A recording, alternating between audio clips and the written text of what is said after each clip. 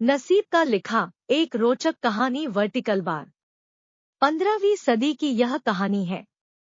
किसी एक गांव में बहुत ज्ञानी पंडित रहा करता था। पंडित आजू बाजू के सारे ही गांवों में बहुत प्रख्यात था और इसी वजह से धनवान भी। पंडित का परिवार ज्यादा बड़ा नहीं था। पंडित अपनी पत्नी के साथ अपने बहुत बड़े घर में अकेला रहता था, क्योंकि पंडित को कोई बेटा था नहीं और एक बेटी थी जिसका विवाह पास के गांव वाले एक श्रीमंत लड़के से हो चुका था। पंडित ने शादी से पहले अपने होने वाले दामाद की अच्छे से जांच पड़ताल की थी और अपनी बेटी का भविष्य भी ठीक से पढ़ा था, तब जाकर उसने बेटी की शादी की थी। लेकिन चंद सालों में ही पंडित का दामाद बुरी आदतों के चंगुल में फंस गया। जुआ और शराब की बुरी लत ने उन्हें सड़क पर लाकर रख दिया था। अपने बेटी की ऐसी दुर्दशा देखकर पंडित की पत्नी काफी दुखी होती थी और अक्सर पंडित को कहा करती थी, तुम जाकर उनकी मदद कराओ। पंडित हमेशा अपनी बीवी को यह कहकर उनकी मदद करने के लिए मना कर देता था कि अभी कुछ समय तक उनका बुरा वक्त चलना है। हम चाहे कितनी ही कोशिश कर ले, जो उनके नसीब में नहीं है वह उन्हें नहीं मिल पाएगा।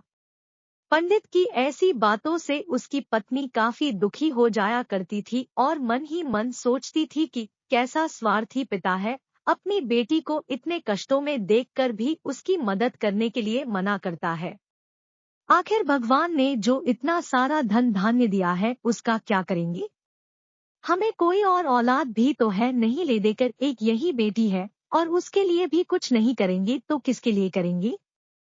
पंडित ऐसा नहीं सोचता था। ऐसा नहीं है कि पंडित अपनी पुत्री से प्रेम नहीं करता था, लेकिन उसने अपनी पुत्री की कुंडली इतने अच्छे से पढ़ी थी और वह यह पहले से ही जानता था कि वह चाहे किसी भी लड़के से शादी करती, लेकिन उसके जीवन में यह समय आने वाला ही था और बिना इसे भुगते उसको छुटकारा नहीं मिलने वाला था। एक दिन खाने पीने के लिए भी मोहताज हो चुके पंडित के बेटी और दामाद उसके घर पर आए। पंडित ने और उसकी बीवी ने दोनों का खूब आदर सत्कार किया और खूब अच्छा खाना खिलाया। बेटी और दामाद की पंडित से सहायता मांगने की हिम्मत न हुई, इसलिए वह बिना बोले ही वापस अपने घर को लौटने लगे। लेकिन माँ तो माँ होती है, पंडिताइन से रहा नहीं गया और बिना पंडित की इजाजत के उसने चोरी छुपे बूंदी के लड्डू बनाकर उसमें सोने के सिक्के रख दिए और बेटी और दामाद को दे दिए, ताकि बेटी और दामाद की कुछ आर्थिक सहायता हो सके। पंडिताइन यह भी जान गई थी कि बेटी और दामाद शर्म के मारे उनसे मदद नहीं मांग रहे थे, इसलिए उसने बेटी और दामाद को भी लड्डुओं में छिपे सिक्कों के बारे में कुछ नहीं बताया। जाहिर सी बात है कि जब वो लोग घर पर जाकर लड्डू खाएंगे तो उन्हें उसमें सोने के सिक्के मिल जाएंगे, इस तरह बिना उनके मांगे ही उन तक मदद पहुंच जाएगी। सोचकर पंडिताइन मन ही मन अपने बेटी की मदद करने के लिए खुश होने लगी। पंडित के दामाद और बेटी उन दोनों का आशीर्वाद लेकर अपने घर के तरफ रवाना हो गए। उन दिनों गाड़ियां तो होती नहीं थी, घोड़ा गाड़ी या बैलगाड़ियां चलती थी। पैसे ना होते तो और चीजों की लेन देन से भी व्यवहार होता था। बेटी और दामाद का गांव पंडित के घर से कोसों दूर था, फिर भी पैसों की कमी के चलते वह चलकर अपने गांव की तरफ निकल पड़े। थोड़े दूर ही चले थे कि पंडित की बेटी के पैर में मोच आ गई और अब उसको चलना भी मुश्किल हो गया। पंडित के दामाद ने जब देखा कि उसकी बीवी अब बिल्कुल चलने में सक्षम नहीं है, तो उसने एक टांगा अपने घर तक किराए पर ले लिया। दोनों पति पत्नी टांगे में बैठकर घर तक पहुंच गए, लेकिन टांगे वाले को देने के लिए उनके पास पैसे थे नहीं, इसलिए पंडिताई ने जो बूंदी के लड्डू उन्हें दिए थे वही किराए के तौर पर उस टांगे वाले को दे दिए। टांगे वाला बूंदी के लड्डू को लेकर वहां से चला गया। टांगे वाला अपने घर की तरफ जा रहा था, तब उसे एक हलवाई की दुकान दिखी। उसने सोचा कि थोड़े से बूंदी के लड्डुओं से मेरे घर के लोगों का पेट थोड़ी भरने वाला है। इससे अच्छा मैं इन बूंदी के लड्डुओं को बेचकर उनसे कुछ चावल खरीद लेता हूँ।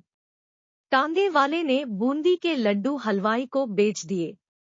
जिस गांव में वह हलवाई रहता था उसी गांव में एक आदमी ने अपने घर पर पूजा रखी थी और उसी पंडित को उस पूजा के लिए बुलवाया था।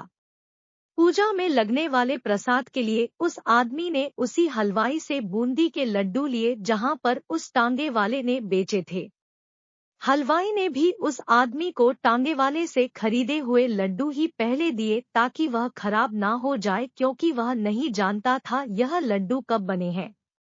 पूजा खत्म होने पर दक्षिणा और बूंदी के लड्डू लेकर जब पंडित अपने घर आया और खाना खाने बैठा तो प्रसाद में लाए बूंदी के लड्डू खाते वक्त लड्डू से सोने का सिक्का निकला। इस घटना को देखकर पंडिताइन की आंखों से आंसू बहने लगे। पंडित ने जब पंडिताइन से उसके रोने का कारण पूछा तो पंडिताइन ने पंडित को सब कुछ बताया और पंडित से उनकी बातों पर भरोसा न करने के लिए माफी मांगी। पंडित ने पंडिताइन के आंसू पोंछे और कहा कि तुम्हारी तरह मैं भी हमारी बेटी को बहुत प्रेम करता हूँ, लेकिन अगर हम उसकी अब मदद करते हैं तो दामाद हमसे हमेशा ऐसे ही मदद की अपेक्षा रखेगा और अपनी बुरी आदतों को कभी नहीं छोड़ेगा। पंडिताइन भी अब पंडित की बातों से सहमत हो गई। 3 महीने बीत गए। पंडित के दामाद और बेटी फिर से एक बार उसके घर आए और इस बार उनकी परिस्थिति पहले से बेहतर थी, क्योंकि पिछली बार खाली हाथ जाने के बाद दामाद ने नया काम शुरू किया था और अपनी सारी बुरी आदतें भी छोड़ दी थी।